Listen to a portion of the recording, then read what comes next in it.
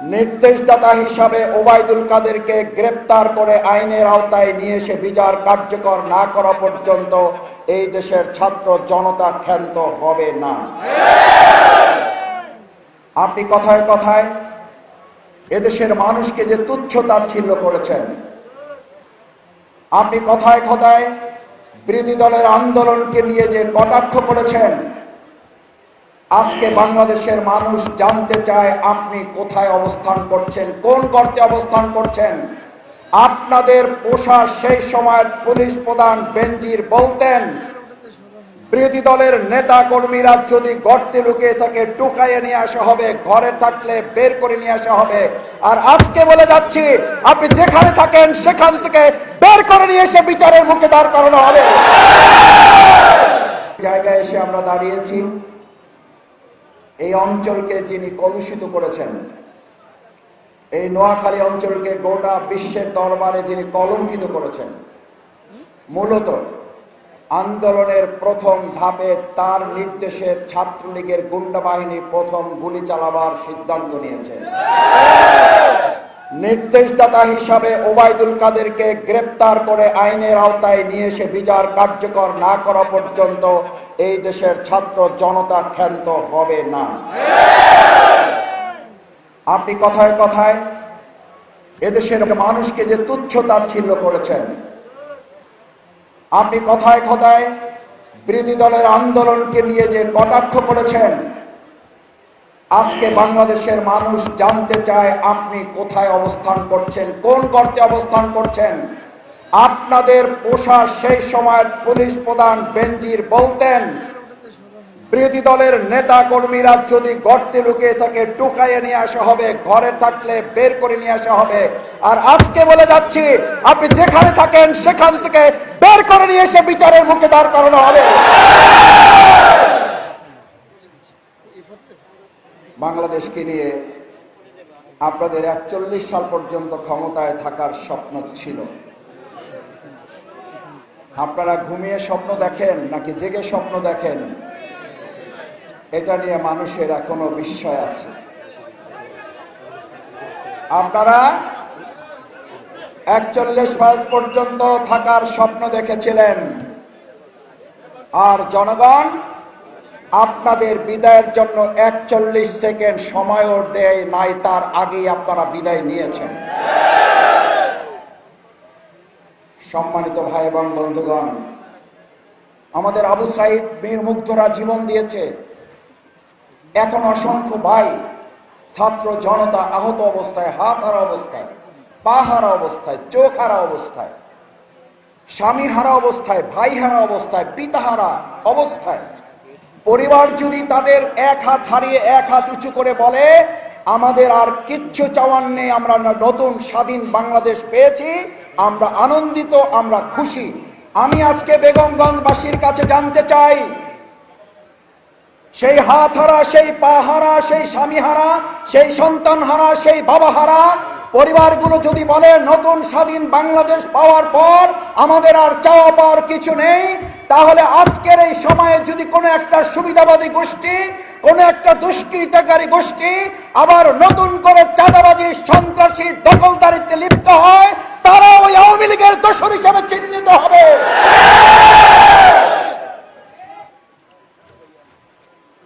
নতুন বাংলাদেশের নতুন স্বাধীনতা এই বীর যোদ্ধা যারা জীবন দিয়েছে, আহত পঙ্গু অবস্থায় যারা হাসপাতালে আছে, এই সমস্ত স্বাধীনতা যোদ্ধাদের স্বপ্ন নিয়ে যদি কেউ সিনেমিনে খেলেন, মনে রাখতে হবে 2024 সালের 5ই আগস্ট একবার আসে না। এটা অন্যায়, অত্যাচার, চাঁদাবাজি, খুন, রাহাজানি, টাকা পাচারকারীদের বিরুদ্ধে প্রতিদিন, প্রতি মিনিট, প্রতি সেকেন্ডে একটা 5ই আগস্ট তৈরি হবে।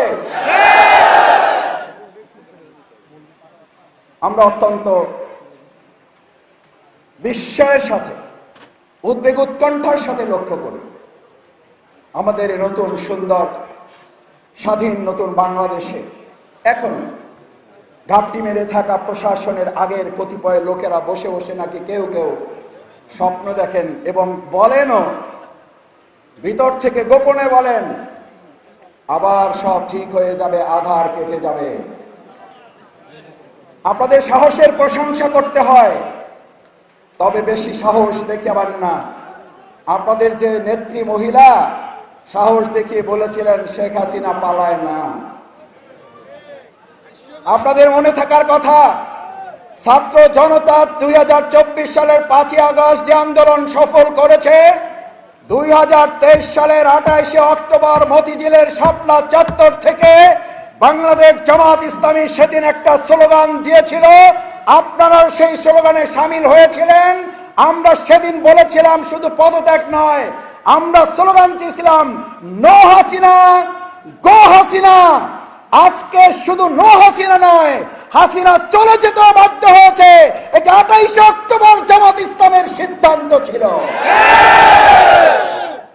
বাংলাদেশ জামাত ইসলামী ইসলামী ছাত্র শিবিরের 2023 সালের 28শে অক্টোবরের মতিঝিলের ঐতিহাসিক সমাবেশের সেই স্লোগান তারা বাস্তবায়ন করেছে তাদের জীবন সম্পদ হাত পা দিয়ে।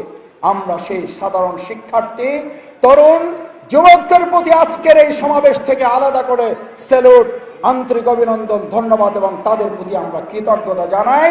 আল্লাহ তাদের শাহাদাতের সর্বোচ্চ মর্যাদা দান করুন। সম্মানিত ভাই এবং বন্ধুগণ, আমি শেষ যে কথাটি বলে আমার বক্তব্যের ইতি টানতে চাই। আমরা আমাদের প্রিয় মাতৃভূমি বাংলাদেশ, এই বাংলাদেশে নারায়ে তাকবীর আল্লাহু আকবারের স্লোগান তারা দিত না।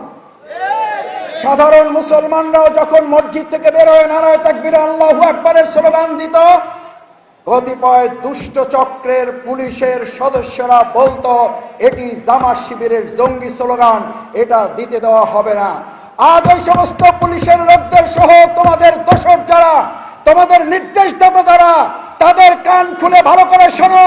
আজকের এই বেগমগঞ্জের এখান থেকে আমরা আওয়াজ তুলছি নারায়ে তাকবীর, নারায়ে তাকবীর। এই স্লোগান কি শুধু বেগমগঞ্জবাসী? এই স্লোগান কি শুধু জামাত শিবিরের? এই স্লোগান কি শুধু মুসলমানের? এই স্লোগান বাংলাদেশের স্বাধীনতার সার্বভৌমত্বের গ্যারান্টি। এখানে সাংবাদিক বন্ধুগণ আছেন, আইন শৃঙ্খলা নিয়োজিত সদস্য ভাইয়েরা আছেন। ইতিহাস জানা থাকার কথা, আমাদের পার্শ্ববর্তী রাষ্ট্র যখন আমাদের বিডিআর তৎকালীন বাহিনীর উপরে হামলা পরিচালনা করেছিল রৌমারী সীমান্তে, আমাদের বিডিআরের জওয়ান যোদ্ধারা সাথে আমাদের সেই অঞ্চলের জনগণ একত্রিত হয়ে পার্শ্ববর্তী সেই রাষ্ট্রের আধিপত্যবাদের বিরুদ্ধে, গুলির বিরুদ্ধে, আমাদের বুক চিরে তাদের ফেলানিকে হত্যা করার প্রতিশোধ নেওয়ার বিরুদ্ধে সেদিন নারায়ে তাকবীর আল্লাহু আকবারের স্লোগান দিয়ে আমরা আমাদের সীমান্ত পাহারা দিয়েছিলাম। ভবিষ্যতে বাংলাদেশের প্রতিটি ইঞ্চি মাটির গ্যারান্টি হবে নারায়ে তাকবীর।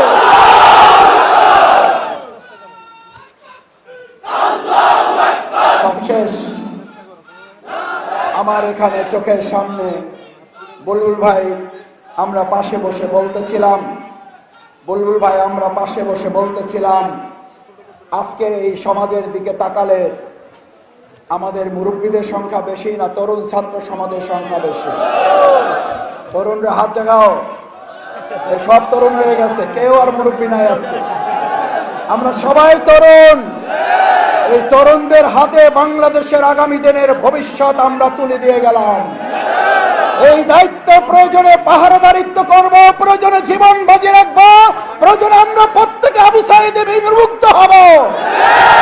তবু অন্যায় অত্যাচার বরদাস্ত করা হবে না, হবে না, হবে না। ভাইয়েরা, যে কথাটা বলার জন্য হাত তুলতে বলেছিলাম সেটা বলে শেষ করতে চাই। আপনাদের স্লোগান ছিল মেধা না কোটা, মেধা মেধা।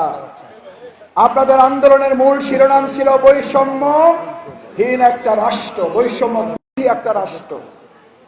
আমি আপনাদের কাছে জানতে চাই, রাসূল করিম সাল্লাল্লাহু আলাইহি সাল্লামের সময় আইএমএ জাহেলিয়া যুগে সবচেয়ে বড় বৈষম্যের বিরুদ্ধে লড়াই করে মানুষের অধিকার, বৈষম্যহীন একটা সমাজ প্রতিষ্ঠার জন্য মানুষের তৈরি করা কোনো তন্ত্র মন্ত্র আদর্শ মত দৃষ্টিভঙ্গি কি সেই সমাজ বদলিয়েছে, নাকি ইসলামের আলোকে সেখানকার বৈষম্যের কবর রচনা করে মানুষের অধিকার এসেছে।